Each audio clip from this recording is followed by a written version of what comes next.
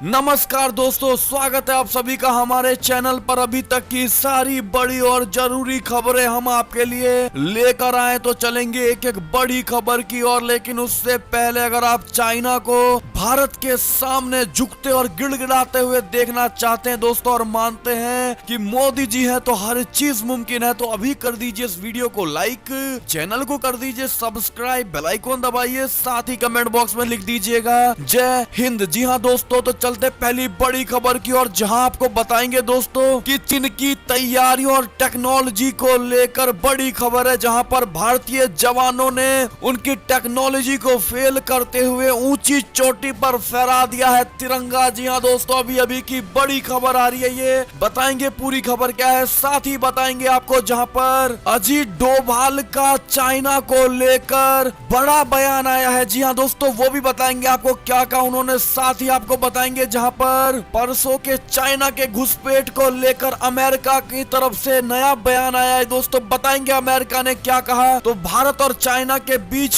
किसी भी तरह की हरकतों को लेकर सबसे पहली खबर पाने के लिए दोस्तों, आप हमारे वीडियो पर नए हैं तो सब्सक्राइब जरूर कर लीजिएगा हमारे चैनल को, और इस वीडियो को अंत तक देखिएगा। और अंत में अपने भाई बंधुओं, व्हाट्सएप, फेसबुक, पूरे भारत में शेयर करना बिल्कुल मत भूलेगा दोस्तों। तो अब चलते पहली बड़ी खबर की ओर, जहां आपको बता दें कि चीन की तैयारी और टेक्नोलॉजी धरी की धरी रह गई, उनके लगाए गए कैमरे सारे के सारे धरे रह गए। आपको बता दें भारतीय जवानों ने ऊंची चोटी पर फहरा दिया है तिरंगा। जी हाँ दोस्तों, चीनी सेना की घुसपैठ के 2 दिन बाद लद्दाख सीमा को लेकर बड़ा खुलासा हुआ है। सेना के सूत्रों के मुताबिक पेंगोंग त्सो झील के दक्षिणी किनारे को भारत ने अपने अधिकार में ले लिया है। जी हाँ दोस्तों, बड़ी खबर है ये, यहाँ की कई चोटियों पर भारतीय सेना के जवान तैनात हैं। सूत्रों ने बताया कि सेना ने मुश्किल माने जाने वाले स्पांगुर झील और इसके किनारे चीन द्वारा बनाई गई सड़क पर भी अपना कैंप स्थापित कर लिया। ऐसे में दोस्तों कांग्रेचुलेशन जरूर कह दीजिएगा भारतीय सेना को।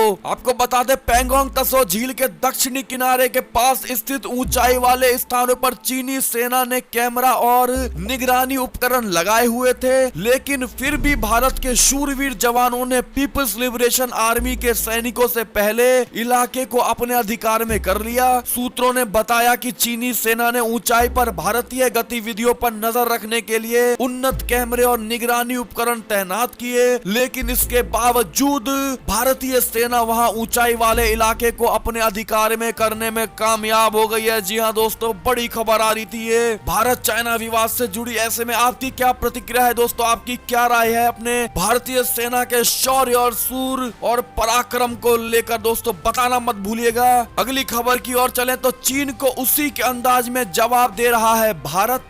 डोभाल ने हालात की समीक्षा और साथ ही ये बात कही। जी हाँ दोस्तों, भारत और चीन के बीच सीमा तनाव को लेकर अब भारत में मौजूद चीनी दूतावास ने इस घुसपैठ को दोष भारतीय जवानों पर मढ़ने की कोशिश की है। वहीं दूसरी तरफ राष्ट्रीय सुरक्षा सलाहकार यानी NSA अजीत डोभाल ने भारत चीन सीमा की स्थिति का जायजा लिया। भारत में मौजूद चीनी दूतावास ने बयान जारी करके कहा है कि भारतीय सैनिकों ने पेंगोंग त्सो के दक्षिणी तट पर एक बार फिर से वास्तविक नियंत्रण रेखा को अवैध रूप से पार करने की कोशिश की। चीन ने सीमावर्ती सैनिकों को नियंत्रित और सीमित करने का आग्रह किया। ऐसे में दोस्तों, अजीत डोभाल की बात से आप कितने प्रतिशत सहमत हैं, कमेंट सेक्शन में लिखना मत भूलिएगा। एक और खबर की माने दोस्तों, तो अमेरिकी उप विदेश मंत्री ने दिए संकेत, दिल्ली में बनेगा चीन को शह और मात करने का फाइनल प्लान। जी हाँ दोस्तों, अमेरिकी उप विदेश मंत्री स्टीफन बिगन ने संकेत दिए हैं कि क्वाड भारत, ऑस्ट्रेलिया, अमेरिका और जापान के चतुष्कोणीय गठबंधन की अगली बैठक जल्द दिल्ली में हो सकती है। भारत और अमेरिकी के रणनीतिक साझेदारी के मंच यानी US India strategic partnership forum को संबोधित करते हुए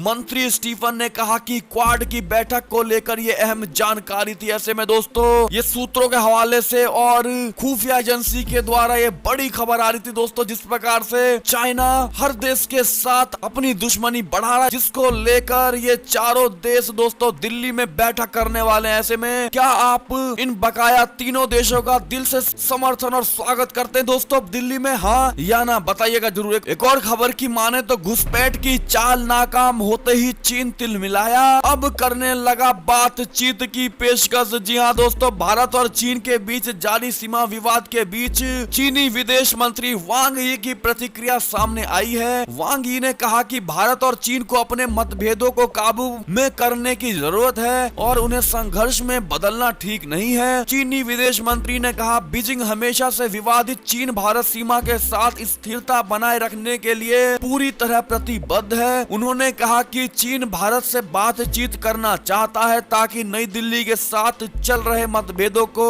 हल किया जा सके। ऐसे में दोस्तों आपको बता दें कि पिछले काफी समय से चाइना और भारत के बीच में बातचीत होती हुई नजर आ रही है दोस्तों, लेकिन उसका कोई असर चाइना पर पड़ता हुआ नजर नहीं आ रहा है, जिसको लेकर अब भारत की सुरक्षा टीम पूरी तरह से सतर्क और अलर्ट हो गई है दोस्तों, और अब चाइना के बातों में नहीं आने वाली। इसको लेकर आपकी क्या प्रतिक्रिया है दोस्तों, और आप भारतीय सेनाओं को क्या संदेश देना चाहेंगे दोस्तों चाइना की इस चालबाजी को लेकर? कमेंट सेक्शन में लिखना मत भूलेगा, हम आपकी बात को सैनिकों तक पहुंचाएंगे। एक और खबर की माने तो यूएनएससी में व्यापक बदलाव चाहते हैं G4 देश, चीन पर साधा जमकर निशाना। जी हाँ दोस्तों, संयुक्त राष्ट्र सुरक्षा परिषद में व्यापक बदलाव की मांग को लेकर G4 देशों ने एकजुटता दिखाई है। साथ ही संयुक्त राष्ट्र सुरक्षा परिषद के स्थायी सदस्य चीन पर जमकर निशाना भी साधा है। दरअसल G4 के चारों ही देश जानते हैं कि यूएनएससी यानी यूनाइटेड नेशन सिक्योरिटी काउंसिल में स्थायी सदस्यों की संख्या बढ़े और उन्हें भी इसमें जगह मिले। ये 4 देश हैं, भारत, जर्मनी, जापान और ब्राजील। जी हाँ दोस्तों, ऐसे में ये बड़ा निशाना साधता हुआ देखा जा रहा है इन चारों देशों की ओर से। आप इस पर क्या प्रतिक्रिया देना चाहेंगे बताइएगा जरूर। एक और खबर की माने तो भारत चीन सैन्य तनाव के बीच अमेरिका का आया बयान, अब ड्रैगन की खैर नहीं। जी हाँ दोस्तों, भारत चीन के बीच LAC पर तनाव के बीच अमेरिका ने बड़ा बयान दिया है। अमेरिका के राज्य सचिव माइक पोम्पियो ने कहा कि चीन पूरी दुनिया की शराफत और आजादी का नाजायज फायदा उठा रहा है। जी हाँ दोस्तों, माइक पोम्पियो का बयान उस समय आया है जब भारत चीन के बीच LAC पर तनाव है। यही नहीं, दक्षिण चीन सागर में वो अमेरिका को आंखें दिखा रहा है। चीन ने हांगकांग में भी उसकी आजादी को खत्म करते हुए पश्चिमी देशों से तनातनी बढ़ा ली है। इतना ही नहीं, हांगकांग में नए कानून का विरोध करने वाले सैकड़ों लोगों को हिरासत में भी ले लिया गया है। ऐसे में दोस्तों ये भारत अमेरिका का चाइना के खिलाफ बड़ा बयान भारत के साथ अमेरिका की दोस्ती को और मजबूत बनाता हुआ दिखाई दे रहा है दोस्तों। और आप ऐसे में दोबारा से अमेरिका का राष्ट्रपति किसको देखना चाहेंगे दोस्तों, डोनाल्ड ट्रंप को या नहीं, जरूर बताइएगा। एक और खबर की ओर चलें तो चीनी आक्रामकता का मुंह तोड़ जवाब देने को हथियारों से लैस होकर तैयार बैठी हमारी भारतीय सेना। लद्दाख में अभी भी तनावपूर्ण बने हुए हैं हालात। जी हाँ दोस्तों, आपको बता दें पूर्वी लद्दाख में सीमा पर हालात तनावपूर्ण है। चीन के पीपल्स लिबरेशन आर्मी के भारी हथियारों से लैस होने के बावजूद हमारी भारतीय सेना भी मुंह तोड़ जवाब देने को तैयार बैठी है, जिसके बाद से स्थिति तनावपूर्ण बनी हुई है। 29-30 अगस्त की रात पैंगोंग तसो झील इलाके में चीनी घुसपैठ की कोशिश नाकाम करने के बाद से हमारी भारतीय सेना पूरी तरह से सतर्क और हर स्थिति का सामना करने की ताक में बैठी हुई है दोस्तों। ऐसे में आप उनके मनोबल बढ़ाने के लिए अपने भारतीय सेना को 2 अच्छी बातें जरूर कह दीजिएगा दोस्तों। एक और खबर की माने तो ड्रैगन की चेतावनी, एक चीन नीति को चुनौती देने वालों को भारी कीमत चुकानी पड़ेगी, ऐसा कहना है ड्रैगन का दोस्तों। इस पर आपकी क्या प्रतिक्रिया है जरूर बोलिएगा। एक और खबर की माने तो ट्रंप का बड़ा बयान, कहा जो बाइडेन के राष्ट्रपति बनने पर अमेरिका में आ जाएगी क्रांति। जी हाँ दोस्तों, अमेरिका के राष्ट्रपति डोनाल्ड ट्रंप ने सोमवार को डेमोक्रेट उम्मीदवार जो बाइडेन पर तंज कसते हुए कहा कि वो महज एक कठपुतली है और उनके नवंबर में राष्ट्रपति पद का चुनाव जीतने पर अमेरिका में भूचाल आ सकता है। जी हाँ दोस्तों, ये किस संदर्भ में कहा है डोनाल्ड ट्रंप ने? अगर आप लोग समझ गए हो दोस्तों तो बताइएगा जरूर हमें लिख करके। एक और खबर की माने तो यूपी में वीकेंड लॉकडाउन को अब खत्म कर दिया गया है दोस्तों, और अब शनिवार छोड़ करके सिर्फ रविवार बंद रहेगा